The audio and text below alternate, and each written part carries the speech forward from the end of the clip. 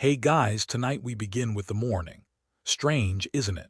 To start at night by thinking of dawn. But maybe that's the only way to truly understand it. When you lie still, eyes soft and the world quieting down, you can sense the way light returns, not abruptly, not loudly, but as a quiet insistence that things move forward with or without your say-so. You're not the one who summons the sun. It rises with or without your readiness. And in that there's a gentle truth.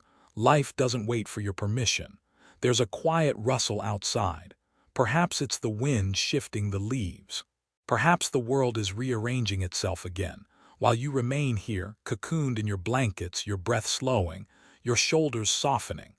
Morning, in its own rhythm, reminds you, there is so much beyond your control. You can't command the sky to stay dark. You can't will the past to unhappen. You can't bargain with reality to meet your expectations, but you can meet it differently. A Stoic truth brushes lightly against your thoughts. You do not control what happens, only how you respond. Epictetus said this in many forms. Marcus lived it even on the battlefield. And now, as the first scene of morning enters your awareness, so can you. So before you get comfortable, take a moment to like the video and subscribe. But only if you genuinely enjoy what I do here. And if you're up for it, leave a comment telling me your location and what time it is where you are right now. Now dim the lights, maybe turn on a fan for that soft background hum, and let's ease into tonight's journey together. You're standing at a window, but you're not fully awake yet. The sky is a mix of gray and something warmer. It's not vibrant, it's subtle. No trumpets for the sun, no curtain pulls, just a quiet softening of the dark. The world doesn't ask you to witness this. It just happens. That's what startles you about mornings. You realize how many things are quietly unfolding without you. There's something humbling in that, isn't there? You can feel your chest gently rise with the air. Nothing dramatic, just life continuing its quiet rhythm. You didn't ask your lungs to breathe just now, but they did. The same way the sun rose, the same way the birds began chirping somewhere out of sight. It's in this moment you start to loosen your grip, maybe not on everything, but on the idea that you're in charge of all this. You remember yesterday, something didn't go your way. You tried to hold it together, tried to resist what was happening, clinging to how it should have gone. And the more you gripped, the more it slipped through. But this moment asks nothing of you. It simply offers itself, without judgment, without need. Like morning. The ancient Stoics believed that the key to peace wasn't in controlling the external world, but in understanding its nature. Nature, they said, is flow, and to fight flow is to exhaust yourself. Marcus Aurelius often wrote his journal at first light, even while his empire strained around him. He would note, "Today you will meet ingratitude, arrogance, deceit." And yet, he chose to meet it calmly, because that he could control. You're not facing an empire tonight, but maybe you are facing the weight of your own expectations. The pressure to hold everything in place. What if you didn't? What if you stopped needing the sky to stay dark because you prefer the comfort of night? The thing about morning is, it happens anyway. Letting go doesn't mean you give up. It means you finally stop pretending you're the axis of the world. You glance again at that imagined window. The sky is lighter now, still quiet, still indifferent, and yet somehow kind. There's no scolding here, just an invitation to be part of a world you don't have to manage. There's a strange paradox here, one the Stoics love to point out. The more you surrender the illusion of control, the more inner power you gain. It sounds backwards, doesn't it? But think of how much strength is wasted trying to fix what isn't broken or what isn't yours to fix. You exhale, slower this time. Maybe your hand unclenches, unnoticed until now. There's nothing to do right now. No emails, no decisions, no weight of identity, just you and the dawning of a new truth. Let it rise. The light doesn't argue with the darkness. It simply appears gradually, quietly, and the darkness fades. Not because they fought, but because one no longer had a place. You step deeper into this image. The soft light of dawn touching everything in your inner landscape.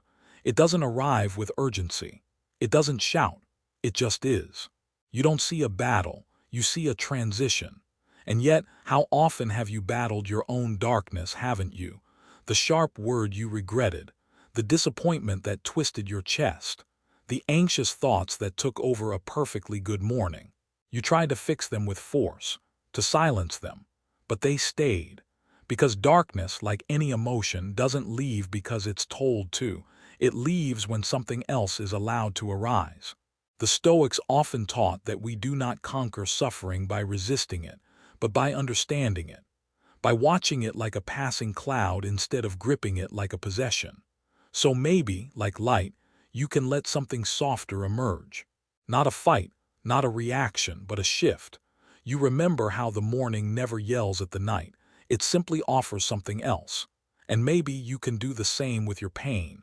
You lie in bed now, still. The fan hums softly, like a reminder that motion doesn't always mean noise. And as your breath slows, you think of a strange fact. The earth turns into light without a sound. You imagine Marcus Aurelius again, writing by lamplight just before the sun crept over the walls of his encampment. Rome was in chaos. Rebellions, disease, treachery. But his pen moved slowly, one line at a time. He didn't write to command the world. He wrote to understand his place within it. You recall one of his reflections, paraphrased softly in your mind. If you are distressed by anything external, the pain is not due to the thing itself, but to your estimate of it, and you have the power to revoke this at any moment. A harsh message on its surface, but softened by context. He wasn't dismissing pain. He was reminding himself, and now you, that your perception is your true battleground. And in that you find power. You notice how your thoughts still flicker. A memory of yesterday's conversation, something unresolved. You could chase it, rehearse your reply, resent their tone, but maybe no. Maybe you let that darkness pass, not because it's unimportant, but because it doesn't need your energy right now. The Stoics used to practice a method called premeditatio malorum, the premeditation of evils. Imagining in advance the things that could go wrong, not to obsess, but to prepare the mind for serenity, to be unshaken by the world's surprises. But there's also a flip side. Sometimes you must imagine peace. You must invite the light, not just prepare for storms. And tonight, as you lie here breathing, that's your quiet practice. To let peace arrive without demanding it. To let emotions rise and fall like light on a hillside. No resistance. No commentary. Just the awareness that even if a dark feeling visits you, it won't stay unless you feed it. Here's a curious thing you might not have noticed. When you're at peace, you rarely feel the need to explain yourself to others. The noise of needing to prove, justify, or argue fades. Light doesn't defend itself to darkness. It doesn't say, "I deserve to be here." It just shines. You feel this now, that slow shift, a kind of warmth behind your ribs, a loosening in the jaw, the kind of soft relief that doesn't ask for applause. Let that be enough. And if your mind insists on circling back, say quietly to it, "Yes, I see you, but we're not staying there tonight." Just like the morning doesn't wait for darkness to agree, it simply moves forward. The philosophers have long debated whether we can truly ever be free within a world so uncertain. Some say we are never truly free unless we detach entirely. Others argue that freedom comes from choosing our responses, even if we can't choose the situation. And perhaps they're both right in a way, because freedom, like morning light, isn't one thing. It's layered. It arrives in degrees, and sometimes it begins with the smallest shift in your attention. So tonight, as you lie in your room, safe, still, soft, you choose not to argue with your thoughts, not to fight your emotions, but to let them come and go like night yielding to day. No drama, no resistance. Only the practice of allowing something better to take its place. Let it be light. The birds don't worry about the forecast. You hear them sometimes, those little voices of the morning, chirping as if they know nothing of deadlines or debts or drama. Their song feels absurd almost. How can they be so cheerful, so sure of the morning? But here's the thing, they aren't sure. They just sing anyway. No bird checks the weather before leaving its nest. No robin delays its melody because a storm might come. They simply rise with the light and do what they were meant to do. And maybe you've forgotten what that feels like. Doing something without overthinking, without planning 6 steps ahead, without bracing for disappointment. You've been conditioned to believe that caution is wisdom, that you must prepare for the worst before you allow yourself the smallest joy. But the Stoics offer something different, not recklessness, not denial, but this, that your peace cannot be based on predictions. Control what you can, yes, prepare of course, but live now, because the forecast, emotional, economic, relational, is never really within your grasp. Seneca once wrote, "We suffer more in imagination than in reality." He saw how the human mind invents storms before the sky even darkens. We brace for impact when no blow is coming. We spend hours protecting ourselves from things that might never happen. The birds, they don't suffer this way. You're lying still, your body lighter now. The blankets are gently draped like soft clouds over your limbs. There's something tender about this moment. And in it, you realize that so many of your worries are just rehearsals for tragedies that may never perform. There's a story the Stoics like to tell of Cato the Younger, a man of unshakable discipline. Before entering a difficult day in the Senate, he would walk barefoot, wear plain clothes, and expose himself to discomfort not out of pride but practice. To remind himself, "I can endure this. I do not fear difficulty, and I will not let imagined suffering own me." He still made decisions. He still prepared. But he did not wait for perfect conditions to do what mattered. And that's what the birds teach you too. How many times have you postponed peace? "I'll feel better after this meeting. I'll relax once the bills are paid. I'll be happy when they understand me." But the conditions for joy are rarely perfect. And still the morning comes. Still the birds sing. Still your breath continues, carrying you gently forward, despite the cloudy forecasts of your mind. There's something gently humorous about all of this, isn't there? You, the intelligent, evolved, rational human, paralyzed by what if, while the sparrow, with its hollow bones and tiny heart, simply sings. So maybe the real wisdom is not always in predicting the weather, but in choosing how to walk through it. Right now, you can feel a tension melting from your neck. Right now, nothing is being demanded of you. And right now, you're safe. Not because the world promised it, but because you've stopped resisting what is. This is not blind optimism. Stoics were never wide-eyed dreamers. They didn't believe things would always go well. But they did believe that we could remain whole even when things didn't. Maybe this is your version of singing in the face of uncertainty. Not loudly, not for anyone else, but quietly by simply being here. Maybe it's in letting go of the obsession with outcomes. Maybe it's in enjoying a moment even if you don't know what the next one holds. Maybe it's in releasing the pressure to always be ready for pain. Here's a paradox to chew on gently as your thoughts grow slow and foggy. The more you brace against life, the more brittle you become. But the more you soften, the more resilient you are. You remember this the next time your chest tightens at an unexpected change. You'll remember the birds, and you'll breathe. There is a power in trusting the moment without demanding guarantees.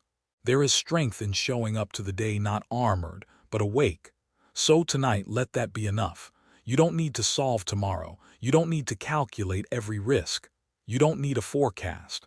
You only need to keep singing your small, quiet song. The alarm clock and the illusion of control.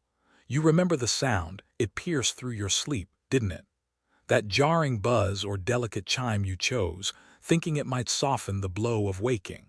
But no matter the tone, the alarm always feels like an intrusion, like something pulling you out of a world where you were safe. And yet, you said it. You told yourself what time to rise. You believed in some way that you could schedule awareness. But consciousness doesn't come on command. It stirs when it's ready. And the more you try to control it, the more it slips from your grip.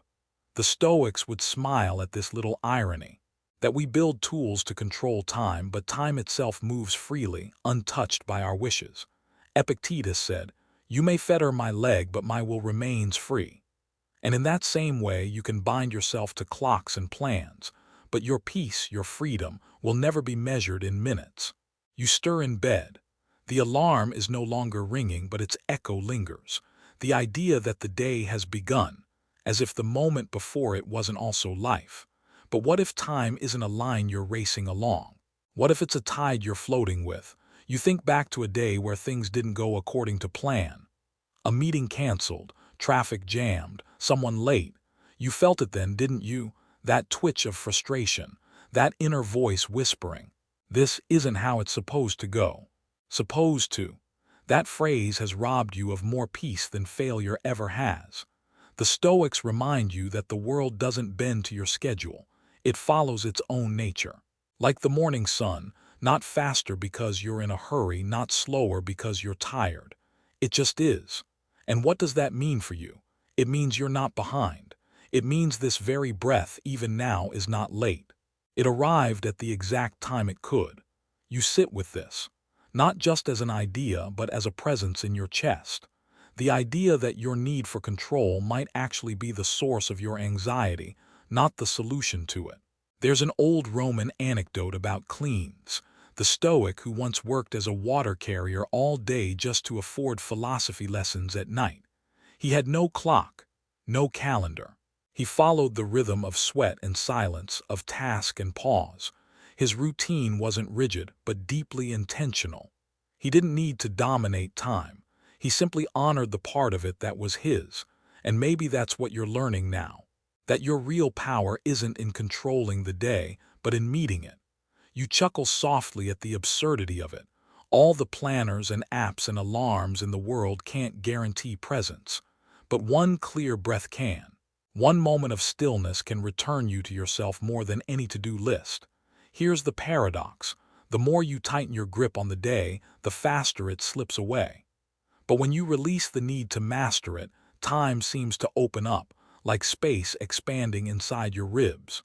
So tonight, you practice this simple rebellion. You stop bracing for tomorrow. You stop rehearsing the alarm. You let go of the illusion that your value comes from productivity. And as you lie back, you feel your body giving up its need to monitor. You're not watching the clock anymore. You're letting time carry you, like waves, like breath, like light through a curtain. Some philosophers argue that time is just a concept, a mental construct, that there's no future, no past, only the continuous now. Others say time is real but indifferent, like a river that doesn't care who swims or sinks. But either way, the point remains. Your peace is not in mastering time. It's in noticing this moment, not as a slot on a schedule, but as a quiet offering.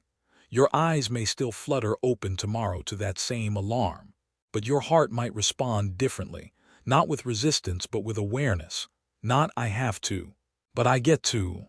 And that shift, tiny as it is, could be everything. Let the alarm ring when it will. For now, there's nothing you need to control. Only something you're slowly learning to let go. Warm sheets and the resistance to change. You know that moment. The one right after waking, when the air outside the blanket feels foreign, almost hostile. The sheets cradle you like memory foam mixed with nostalgia, and everything inside you whispers, "Just 5 more minutes." But it's rarely about the warmth. It's about the familiarity, the comfort of sameness, of safety, of not moving forward. Change always begins with that first reluctant shift, whether it's lifting the covers, leaving a job, ending a habit, or admitting a truth. And your body knows this. That's why it resists. That's why your limbs feel heavier than they are. The Stoics saw this kind of hesitation not as weakness, but as a universal reflex. The mind clings to what it knows. It fears not the future itself, but the loss of the past. And tonight you lie under your own mental blankets, layers of certainty, of patterns you've outgrown but still find oddly soothing. You're safe, yes, but are you still growing? You remember a time when you avoided a necessary change. Maybe you stayed in a relationship that no longer felt true. Maybe you kept showing up to a role that drained you. You told yourself it was easier this way. But that ease came at a cost, and maybe, right now, you're still paying it. In ancient Greece, there's a story of Zeno, the founder of Stoicism, who lost all his possessions in a shipwreck. Everything gone. It devastated him, but afterward he would say, Now I've had a good journey, for I am on the right path. What seemed like disaster was, in fact, a kind of liberation. We resist the cold floor because we think it's the end of comfort, but maybe it's the beginning of clarity. And there's something humorous about it all, isn't there?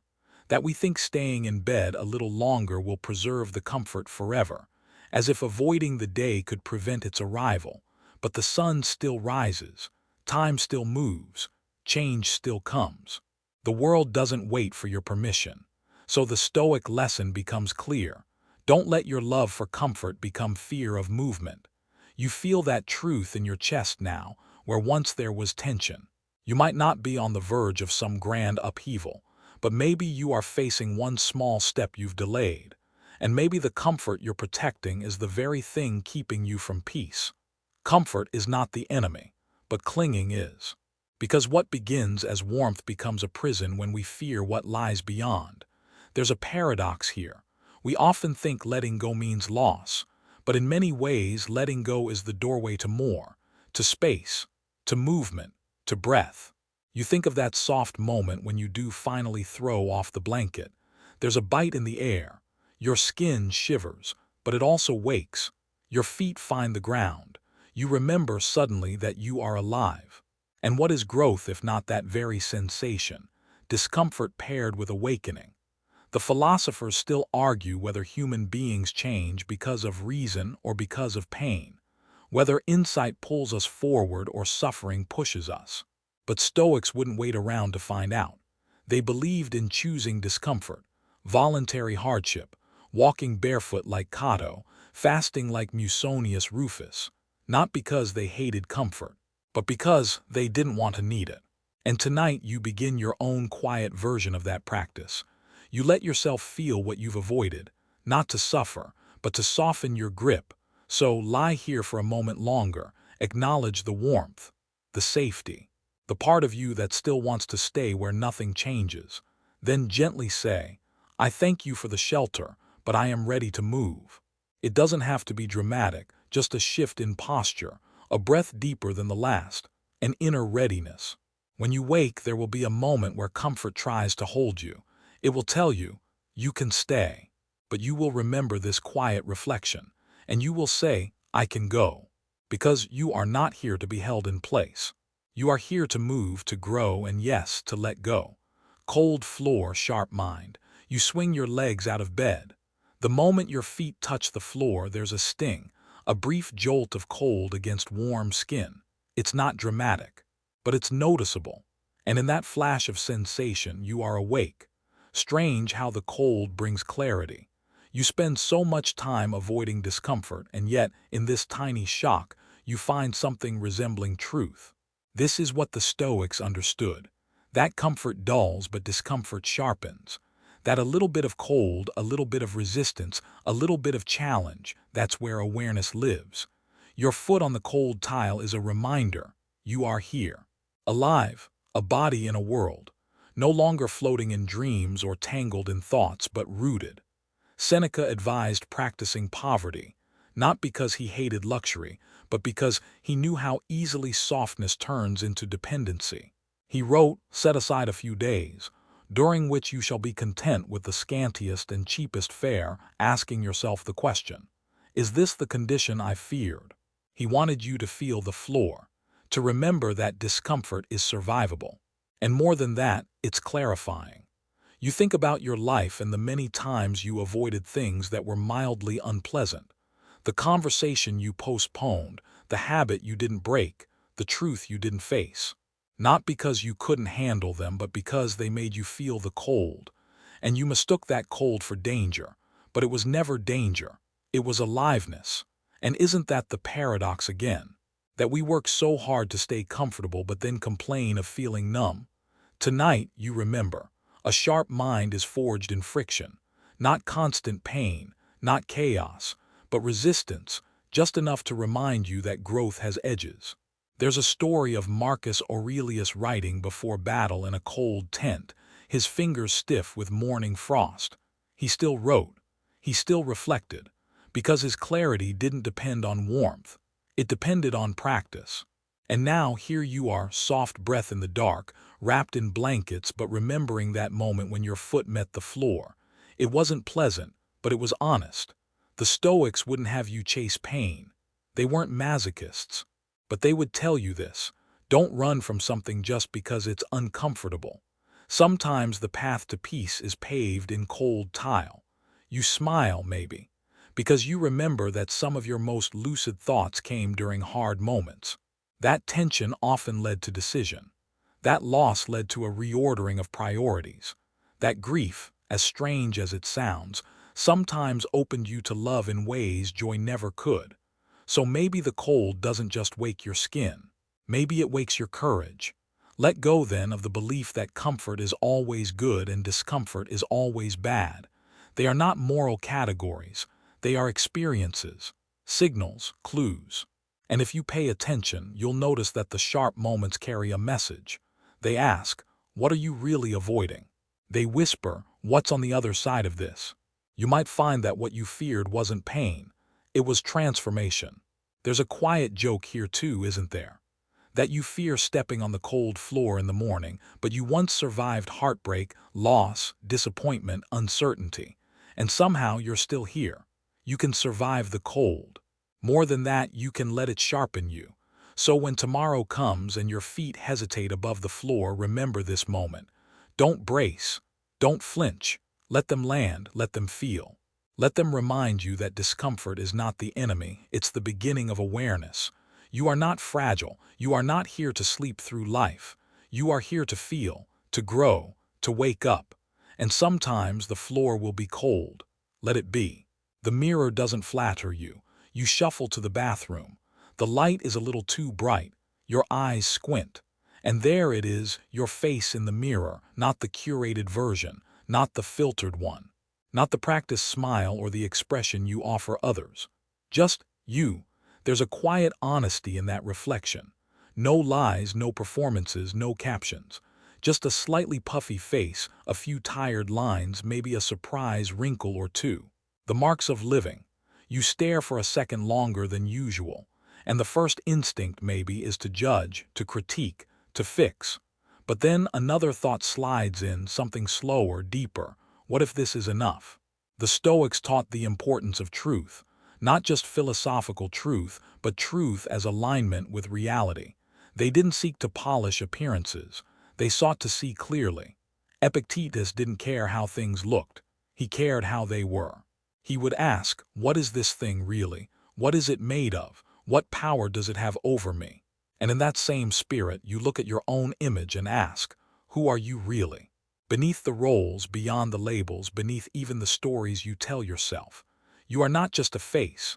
You are a mind learning how to live. You are a soul learning how to let go. And somehow, there's freedom in the plainness of that. The mirror doesn't praise or insult you. It simply reflects. And you can decide what story to attach to that reflection. There's a soft humor here too, isn't there?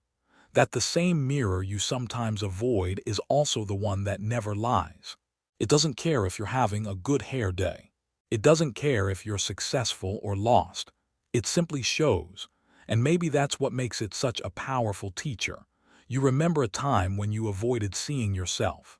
Maybe it was after a mistake. Maybe during a period of feeling disconnected. But the mirror was too much then, too honest. Yet now, in this quiet hour, you realize that honesty is a form of mercy. The Stoics believed in inventory. At the end of each day, Marcus Aurelius would reflect, where did I act out of alignment? What can I do better? But he didn't reflect with cruelty. He wasn't trying to shame himself. He was training his soul. You look at your face again, this time with less tension. This person you see has been through more than anyone knows. This person is trying, and perhaps trying is sacred. Letting go, then, doesn't mean abandoning yourself. It means releasing the need to constantly improve the image so you can finally meet the reality. You notice something else, too. The mirror changes depending on your gaze. Not physically, of course, but emotionally. When you look with judgment, it offers flaws. When you look with curiosity, it offers truth. And that shift is subtle, but life-changing. Philosophers have long debated whether the self is fixed or fluid. Some say we have an essential core. Others say we are shaped by context, constantly evolving. But perhaps both views miss the point, because you don't need to define yourself permanently. You only need to know yourself honestly. And the mirror in its quiet stillness helps you do that. So tonight, as you prepare to rest, hold on to this. You are not a performance. You are not a brand. You are not a project to be constantly optimized. You are a human waking up, learning, softening, releasing. And the face you see, yes, that one is worthy of your compassion. Let it be, not because it's perfect, but because it's real. Let go of the need to be admired. Let go of the comparisons. Let go of the imaginary audience in your mind. Stand in front of the mirror and say, even silently, "This is me, and I am enough to face this day." No filter needed, no armor, just you, whole, awake, and quietly becoming. Teeth brushing and the discipline of small things. It's automatic by now. Reach for the toothbrush, unscrew the cap, squeeze the paste, and begin the slow, familiar rhythm. Back and forth, up and down, tiny circles. And yet here in this small act, there's a lesson hidden in plain sight. It's not a glamorous moment. No one applauds you for brushing your teeth. It doesn't earn you money or likes or prestige, but it's yours. A private practice of care, of order, of showing up for yourself, whether you feel like it or not. The Stoics valued this kind of discipline. They didn't believe greatness came from grand gestures. It came from consistency, from choosing to do the right thing, even when no one sees, especially when no one sees. You brush your teeth, not because it's exciting, but because it matters. And in doing so, you reinforce something deeper than hygiene, the integrity of your choices. Musonius Rufus, often considered a more practical Stoic, believed that philosophy wasn't for debate halls, it was for life.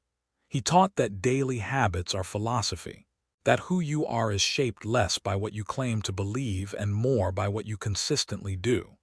And tonight, as the bristles move across your teeth, you begin to feel the quiet wisdom in that, because there's something spiritual about structure, something sacred in repetition, something deeply human about returning to a task every day without needing it to thrill you. It's also a humbling moment. You're not solving the mysteries of the universe. You're just here in this tiny room, keeping your promise to show up. And maybe that's all letting go is, in some sense, not dramatic surrender, not one massive epiphany, but 1,000 small acts of acceptance, 1,000 moments of choosing presence over perfection. As you rinse your mouth, you notice how the mind often resists this idea. Part of you wants grand meaning, a purpose, something heroic to point to and say, "See, I matter." But the Stoics would caution you here. They'd say, meaning doesn't always come from what you do, but how you do it. There's a story of a Stoic philosopher who was mocked for sweeping the steps of his home. Someone sneered, "A great mind reduced to cleaning." And he replied, "I'd rather sweep with purpose than sit idle in pride." You feel that now. The toothbrush in your hand is not a symbol of mundanity, it's a sign of mindfulness. And more importantly, a small declaration that you still care. In a world addicted to spectacle, your quiet discipline is a rebellion. You remember days when the small things felt too small, when you skipped the routine, when you rushed, when you told yourself it doesn't matter. But something felt off, didn't it? Not just because you missed a step, but because you lost your rhythm. The Stoics didn't preach routine for the sake of control. They practiced it to stay rooted, to return to themselves, to create a steady pulse inside a chaotic world. There's a gentle irony here. You spend so much energy trying to figure out your life. But maybe life is built on these moments, the ones you overlook, like brushing your teeth. So tonight, let that be enough. This small thing. Done with care, without applause, without reward, only the quiet echo of intention. You put the toothbrush down. You look at yourself again, not for beauty, but for recognition. You were here. You did the thing. You didn't need motivation. You showed up out of alignment, out of principle. And that is the Stoic path. Let go then of the idea that meaning must be massive. Let go of the pressure to always level up. Let go of the belief that your life must look impressive. And return to what is real, what is honest, what is done with your own two hands. Brush, breathe, begin again. The first sip of water and the nature of desire. You take a drink, just water, nothing fancy. Not iced, not flavored, not sparkling. Just cool, clean water slipping down your throat. And in that moment, without trying, your body says, "Thank you." It's strange how satisfying that first sip is, how something so ordinary can feel so complete. You weren't even thinking about it, really. You didn't crave it with the same urgency as coffee or sugar or praise. But once the water touched your mouth, you realized just how much you needed it. The Stoics would call this clarity of desire, not indulgence, not denial, but alignment, letting your wants match your nature. Epictetus often warned of confusing true needs with manufactured wants. He said, freedom is not achieved by satisfying desire, but by eliminating it. But maybe what he meant was, your peace begins when you stop being fooled by the noise of craving. Right now, in this moment, your body asked for something simple, and you listened. And that's something. Because so often, desire is tangled in confusion. You think you want recognition, but maybe you just want to be seen. You think you want wealth, but maybe you just crave security.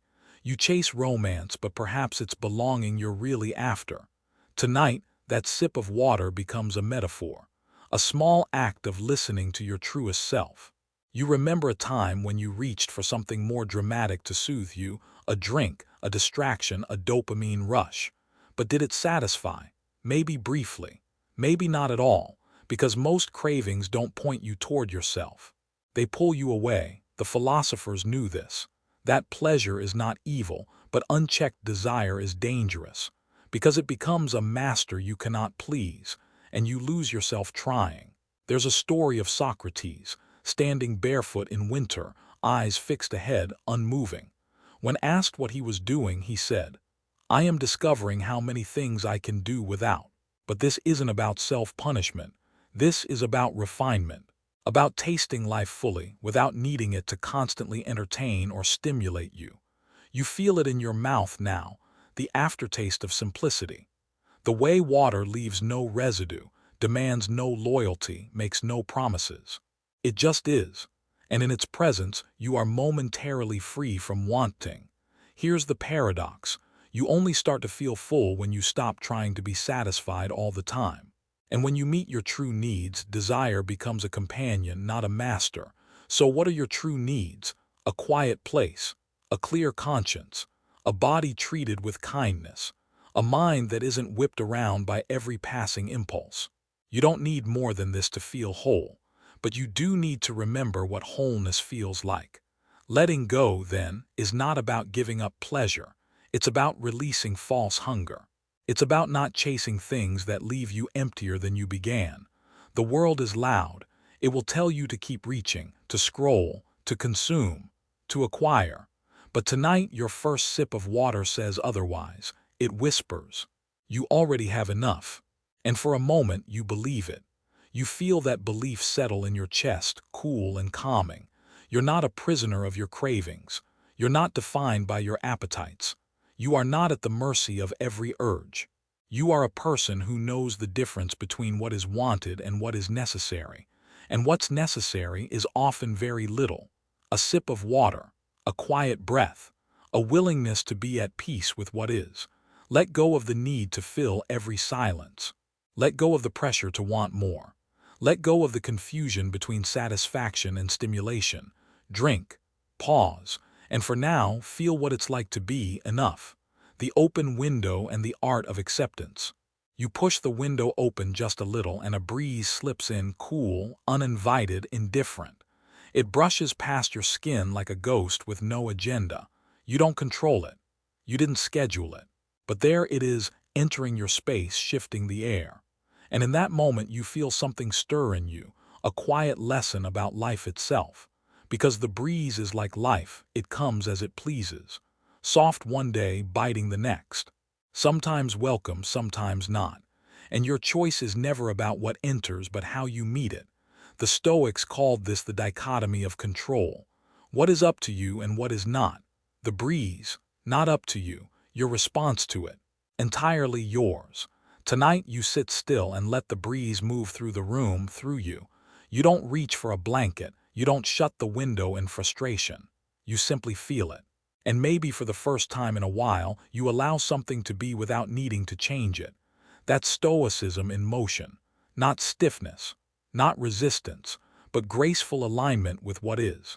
You remember a time when something came into your life uninvited, a breakup, an illness, a silence from someone you counted on. You resisted, of course. You fought the change. You tried to close the window, but life entered anyway. And now, looking back, you wonder, what would have happened if you had let it pass through, like this breeze, without panic, not in surrender, but in strength? There's a passage in Marcus Aurelius's Meditations where he writes, "Receive without pride, let go without attachment." He was emperor of the most powerful empire on earth, and yet he knew his power had limits. He couldn't control plague, or betrayal, or death, so instead he mastered his response. He let the wind come through his chamber and didn't curse the sky. You feel that echo now, don't you? That idea that maybe peace isn't about securing every door and window. Maybe it's about being okay when they open. There's a quiet humor in how much energy we spend resisting things we can't stop. The aging of the body, the changing of people, the unpredictability of outcomes, but you can't stop the seasons. You can only decide how you walk through them. Right now, the breeze touches your collarbone and your instinct is to flinch. But then you breathe. And with that breath, you notice something else. It's refreshing. You thought it would be an intrusion, but maybe it's an invitation. An invitation to stop managing the moment and start meeting it. The Stoics didn't aim for a life free of disturbance. They aimed for an undisturbed mind, even in the presence of chaos. They didn't deny emotion. They just didn't worship it. Tonight, the breeze becomes a symbol of all the things you didn't ask for but received anyway, and somehow survived, or maybe even grew from. You might not have chosen the loss, the delay, the failure, but here you are, still breathing, still learning, still alive. And maybe that's the most stoic response of all, not denial, not control, but acceptance without collapse. So let the breeze in. Let go of the illusion that you must guard every corner of your life. Let go of the anxiety that enters when you expect permanence. Let go of the thought that peace means stillness. Sometimes peace is movement. Sometimes it's air shifting through the room and showing you what you can survive. And survive you have. So sit here now, window open, chest open, mind open. No need to shut the world out. The morning sky and your place in the vastness. You look up, maybe just for a second. The window's still open, and through it, somewhere between fading night and full day, you see the sky stretching wide and pale and impossible. And suddenly, everything feels very quiet. Because the sky doesn't care about your schedule, or your plans, or how well you're doing today. It simply is. And somehow that's not terrifying, it's a kind of relief. The Stoics spent a great deal of time contemplating the cosmos. Not because they wanted to escape life on Earth, but because they understood, the wider your view, the calmer your heart. Marcus Aurelius would remind himself often, you are a small soul carrying a corpse, not to frighten, to free. Because when you remember how small you are, how brief, how impermanent, you start letting go of what doesn't matter. The sky helps you with that. You stare up at it and realize, all those things that felt so urgent last night, the text you didn't get, the mistake you made, the opinion someone holds of you, none of them stretch as far as this horizon. They shrink under this light. And in their place, a thought rises gently. I belong to something bigger than my problems. You are not the center of the universe, but you are part of it. A part of this morning, this air, this vast unfolding. And in that, there's a strange, still kind of comfort. Epictetus advised practicing this shift in perspective often. If you wish to improve, be content to appear clueless or stupid in extraneous matters. Don't wish to seem knowledgeable, because humility opens the door to peace. And the sky teaches you humility in the best way, not through shame but awe. There's something softly amusing about it too, isn't there? How we walk around acting like the world owes us clarity, that traffic shouldn't happen, that our bodies shouldn't age, that everyone should understand us, but look up. The clouds float, change, disperse. No pattern, no permission, just motion, and still there's beauty in it. Maybe your mind is like that sky, sometimes clear, sometimes cluttered, sometimes full of storms that pass before you even understand them. And maybe letting go is learning to watch those thoughts like clouds, not grabbing at them, not fighting them, just letting them move. Some philosophers say we're nothing more than a flicker in the history of the stars. Others say we carry the divine spark of nature itself. But the Stoics didn't demand certainty. They asked, how will you live knowing you're here only briefly? Right now you sit under the same sky that watched the Stoics think, the soldiers march, the empires rise and crumble. And the sky has not changed. You have. You've grown more entangled in details, more reactive, more convinced that everything must go your way. But this morning sky, this wide, unbothered sky asks a better question. What are you holding too tightly? A grudge, an outcome, a version of yourself that no longer fits? Let it float upward. Let it drift. Your life doesn't need to be perfect. It needs to be true, true to your values, true to your nature, true to the moment that's actually happening, not the one you wish were happening. And sometimes, truth feels like standing quietly in front of a sky that does not notice you, but somehow holds you anyway. Let that be enough. Let go of the pressure to figure it all out. Let go of the obsession with being on track. Let go of the belief that you must always be progressing. Sometimes the greatest progress is the pause, the breath, the perspective. So breathe here, look up, and remember, you are not in control of the sky, but you can choose how you see it. You can choose awe, you can choose humility, you can choose peace. The quiet kitchen and the practice of patience. You walk into the kitchen, it's still dim. The world hasn't started yet, not fully. There's no clatter, no sizzling, no rush. Just the hush of early stillness and a counter holding nothing urgent. It's a strange feeling, to be in a place usually full of motion and to let it be quiet. You reach for something simple, a cup, maybe a piece of fruit, maybe nothing at all. No need to make breakfast yet, no need to prepare for anything, just here. The kitchen in its stillness becomes a kind of temple, not because of what happens in it, but because of what doesn't. And in this pause you realize, this too is a kind of discipline, not rushing to fill the silence, not turning on the noise, not checking your phone just because your hands are free. The Stoics valued this space, this liminal moment where the mind has not yet been crowded. Seneca once wrote, "We suffer more in imagination than in reality." And maybe this is why the quiet morning matters. Because before the day piles on, before the imagination runs off, you can choose how to begin. Patience isn't just waiting, it's how you wait. And right now, you are waiting with calm. You're not impatient for the coffee, not agitated by the stillness. You're practicing the rare art of letting things unfold. That fruit will be there. The kettle will boil in its time, and so will everything else. There's a gentle humor here too. You've spent whole years rushing, haven't you? Skipping meals, gulping drinks, half-hearing conversations, trying to make things happen faster. But tonight, as you lie in bed remembering the kitchen's quiet, you realize something. Speed never gave you peace, only motion sickness. The Stoics weren't against activity. Marcus Aurelius governed an empire, but they warned against restlessness, that constant hunger to get to the next thing, the next success, the next improvement, the next moment. But life isn't next, it's always now. The kitchen teaches you this with every quiet breath, every pause between motions, every ordinary second that doesn't demand anything of you. And in that space, patience becomes more than waiting, it becomes trust. Trust that the fruit will ripen, trust that the water will boil, trust that your life will unfold even if you stop pushing so hard. The philosophers still argue whether fate governs all or if we shape our lives through will. But Stoicism never asked you to solve that, only to accept this.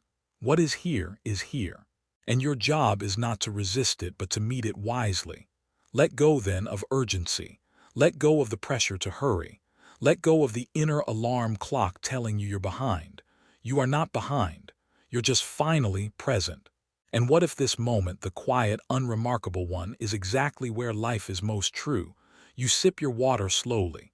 No agenda, no multitasking, just you and the simple act of being alive.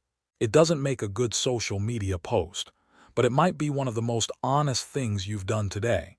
The kitchen waits for you in the morning, not to test you but to teach you how to be still, how to be patient, how to start the day not as a warrior charging into battle but as a soul returning home. Let that stillness stay with you, not just as memory but as choice. A choice to begin gently, to wait with grace, to slow down without guilt, and to know you don't need to rush toward peace. Peace is already here, waiting in the quiet places you usually overlook. The first sound of the world and how to meet it. There it is. Maybe it's a bird call, maybe it's the clack of a gate, maybe just the low hum of someone else's morning beginning. It doesn't matter what it is. What matters is this: the world has started, and you're here to witness it. There's something sacred about that first sound, not because it's particularly beautiful or important, but because it marks the crossing point. From stillness into motion, from solitude into connection, from internal to external. You sit with that sound for a moment, letting it stretch across the quiet space inside you, and then another one comes, and another, and slowly the silence dissolves into the music of living. But here's the question: how do you meet that sound? With resistance, with craving, or with presence? The Stoics didn't idealize isolation. They understood the world is noisy and people are unpredictable, but they practiced meeting the world with a calm mind. You are not a monk. You are a participant. So the sound you hear is not an interruption, it's an invitation. Marcus Aurelius wrote, "When you arise in the morning, think of what a privilege it is to be alive, to breathe, to think, to enjoy, to love." But he also woke to war, to political unrest, to personal grief. Still, he met the day with openness, not because it was easy, but because it was his role to meet it. Right now, you feel the world tugging at the edges of your peace. It wants your attention, your energy, your mind. But the Stoic question remains: will you give those things freely or impulsively? You remember mornings when the first sound sent you into a spiral. A notification, a voice raised in the hallway, the crash of a dish. And instantly you were reacting, pulled out of yourself, your serenity stolen. But it was never the sound, was it? It was your attachment to control, your belief that peace requires silence. It doesn't. Peace isn't found in silence. It's found in stillness. And stillness is something you carry inside you, like a candle in the wind. Flickering, yes, but not easily extinguished. Tonight, as you recall the way sound returns to the world, you realize letting go means surrendering your need for perfect conditions. You don't need the world to whisper. You just need to listen without resistance. The philosophers still debate the nature of harmony. Is it a state of the world or a state of the soul? The Stoics would say, the world will make noise, but you don't have to become noise yourself. So let the morning unfold. Let the birds call. Let the cars pass. Let the kettle hiss. And let all of it be, without rushing to manage it. Because your peace is not a result of quiet. It is the result of perspective. You are the listener. You are the observer. You are the one who gets to choose whether the sound becomes chaos or music. Let go of the story that says peace is fragile. Let go of the urge to curate every detail. Let go of the belief that things must go your way to go well, and just meet the sound, with breath, with calm, with the quiet confidence of someone who knows, the world will speak and I can still be still. The weight of clothes and the stories we wear. You reach for what you'll wear today. The fabric slips over your skin, familiar, maybe a little worn. A shirt you've worn a dozen times, or perhaps something new chosen carefully. Either way, it touches your body and suddenly you're no longer just you. You are presentable, visible, wrapped in identity. And in that quiet moment, as you adjust a sleeve or pull the fabric straight, a question arises. Who are you dressing for? The Stoics might smile at this moment, Because to them, the self is not your appearance, it's your character. They knew clothes matter in society, but they also knew that what you wear can become a mask if you're not careful. Epictetus walked the streets in a simple cloak, often mocked for his ragged appearance. He said, if you want to be beautiful, make beautiful choices. Not beautiful clothing, not beautiful branding, but beautiful decisions. Tonight, as you lie beneath your own layers of blankets, you think about the layers you wear in the world, how each one tells a story, some chosen, some inherited. You remember times when you dressed to disappear, other times to impress, and sometimes to protect yourself. Because clothing isn't just fabric, it's signal. It says, I belong, or I don't want to talk, or please notice me, or don't look too closely. And the irony is, even when we pretend not to care, we're still saying something. But the Stoics ask a different question. Is your identity stable even when stripped bare? Marcus Aurelius wore royal robes, yes, but his diary, written in private, spoke with the humility of a common man. He knew those robes would outlast him, but his values, those were his real clothing. And so you ask yourself, what are the values you're wrapping around yourself today? Is it kindness, honesty, discipline? Or is it anxiety, performance, and the fear of being seen? Letting go in this context is about loosening your grip on costume. You can wear the clothes, you can play the roles, but don't become them. You are not your outfit. You are not your status. You are not your curated image. You are the still presence underneath all that. The soul who wakes quietly before the world sees. The being who knows that true worth isn't stitched into fabric, it's found in action. There's humor in it too. How seriously we take our wardrobes. How much time we spend choosing a look only to forget what we wore a week later. And yet we forget to clothe the mind, to prepare the soul. Tonight you do both. You imagine dressing not just the body but the intention. What would it look like to put on patience, to button up your curiosity, to wrap yourself in calm? You don't need to discard your style. The Stoics didn't preach aesthetic dullness. They preached self-awareness. That whatever you wear, whether a robe or a hoodie, it should never distract you from your deeper identity. Let go of the pressure to impress. Let go of the lie that your value is found in display. Let go of the fear that you are only as good as you look. And return to this. You were whole before the mirror. You were worthy before the brand. You were real long before anyone recognized you. So tomorrow, when you choose your clothes, choose lightly, with care but without obsession, with taste but without attachment, because you are not the costume, you are the character. And your story is being written from the inside out. The first step outside and the threshold of surrender.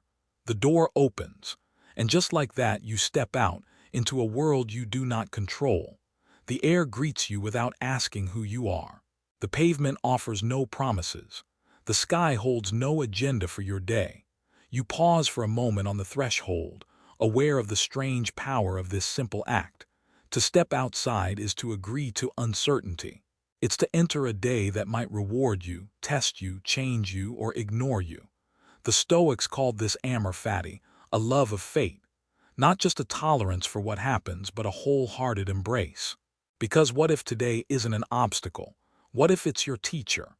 As you stand there between the comfort of your home and the unknown of what lies beyond, you notice something new. You don't need to brace yourself. You can receive this day just as it comes. No armor, no expectation, no script. That's the beginning of surrender, not weakness, not giving up, but the gentle decision to stop resisting reality. Marcus Aurelius walked into battle with this mindset, not with bravado, but with clarity. He reminded himself daily, you may not control events, but you can control your readiness to meet them. And so you step, not because you know what the day will bring, but because you no longer need to know. You've trained for this each morning, teaching you how to hold less tightly. You've studied the silence. You've watched your mind with patience. You've brushed your teeth with integrity, drank your water with awareness, greeted the sky with humility. And now you walk. There's humor here too, because part of you still believes you're in charge of outcomes. You make plans. You check the forecast, you write lists, and still, the bird will land where it wants.